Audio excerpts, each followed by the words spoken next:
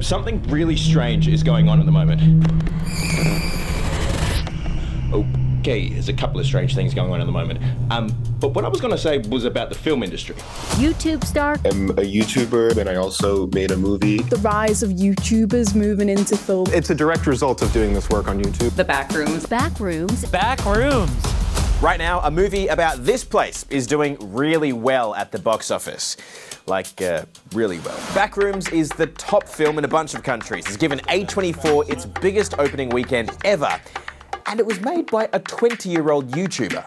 You've got these tectonic shifts of traditional studio production and YouTube and creator-driven content starting to clash. Now, Backrooms isn't alone. Obsession is another film doing pretty well for itself at cinemas, and that too was directed by a young YouTuber. And in recent years, we've seen the Raka Raka brothers go from YouTube fame to red carpet fame with their horror indie flicks. I'm not at all surprised by this. It's been happening for 20 years, and now I think maybe we're getting to an inflection point where people realise that filmmakers are just developing in a totally different way. There's also Markiplier and Chris Stuckman, YouTubers who, leveraging their huge online audiences, were able to crowdfund their own films, completely bypassing the need for studio funding.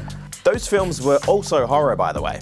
This phenomena is quite specific to horror. Every decade you kind of have a new horror movie that didn't cost very much money that breaks the records. Okay, you can go as far back as saying, you can consider Jaws one of those. That was a horror movie. You had the Texas Chainsaw Massacre. In the 90s we had Scream. We had the Blair Witch Project. Then in 2000s we had Paranormal Activity.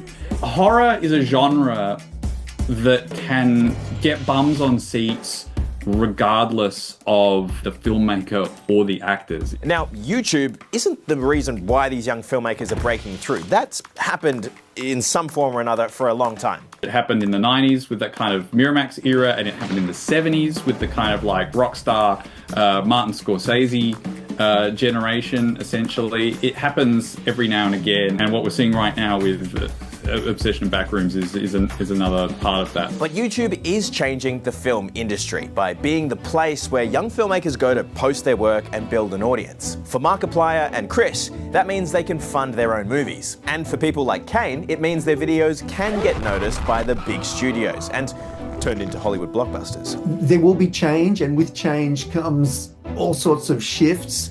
But storytelling rules, and audiences want stories, so they will flock to where they can get those stories.